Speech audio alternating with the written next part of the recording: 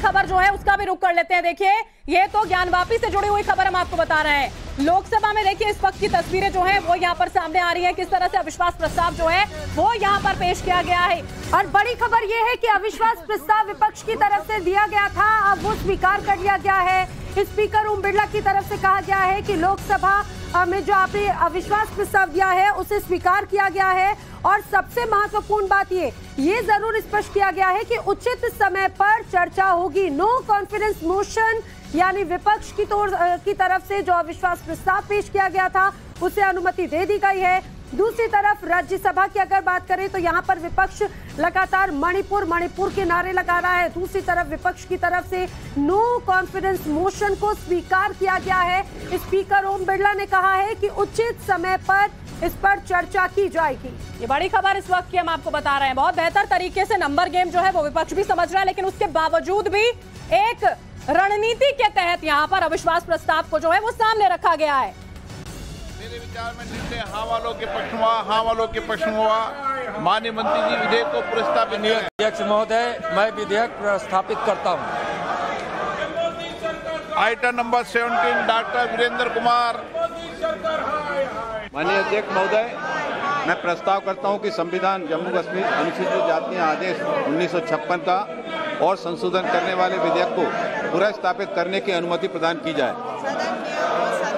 कि विधेयक को पुनर्स्थापित करने की अनुमति प्रदान की जाए। जो पक्ष में हाँ गए हैं, जो सदस्य विरोध में ना गए हैं, मेरे विचार में निर्णय हाँ वालों के पक्ष में, हाँ वालों के पक्ष में। माननीय मंत्री जी विधेयक को पुनर्स्थापित करें। माननीय अध्यक्ष महोदय, मैं विधेयक पुनर्स्थापित करता हूं। आइटम नंबर 18 श्री आर्थिक परिषद में अविश्वास प्रस्ताव प्राप्त हुआ है। मैं श्री गौरव गोगोई से सदन की अनुमति प्राप्त करने के लिए अनुरोध करता हूं। प्रस्ताव इस प्रकार है। ये सभा मंत्रिपरिषद में विश्वास का अभाव प्रकट करती है। श्री गोगोई कृपया सदन की अनुमति प्राप्त करें। अध्यक्ष महोदय, मैं निम्नलिखित प्रस्ताव के लिए सदन की अनुमति चाहता हूं। ये सभा मंत्रिपरिषद में विश्वास का अभाव प्रकट करती है।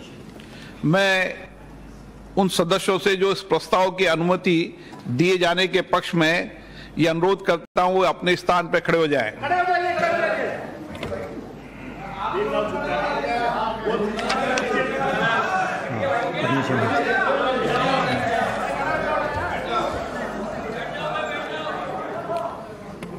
इस प्रस्ताव की अनुमति दी जाती है।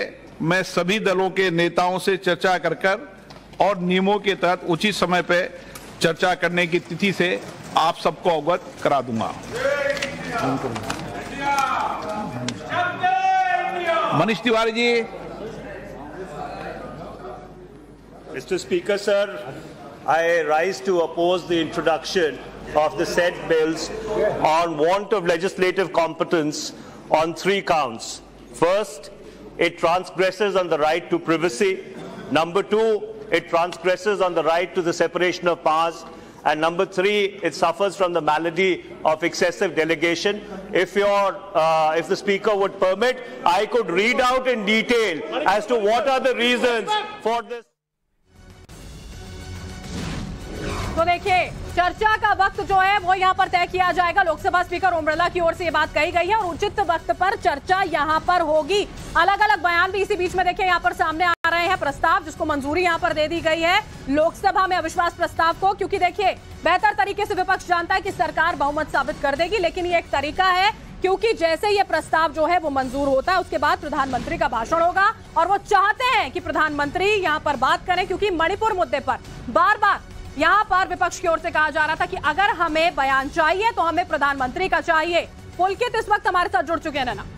बिल्कुल, पुलकित नागर इस समय हमारे साथ में है। पुलकित, इस समय की बड़ी खबर है, अविश्वास प्रस्ताव विपक्ष की तरफ से पेश किया गया, उसे स्वीकार किया जा चुका है।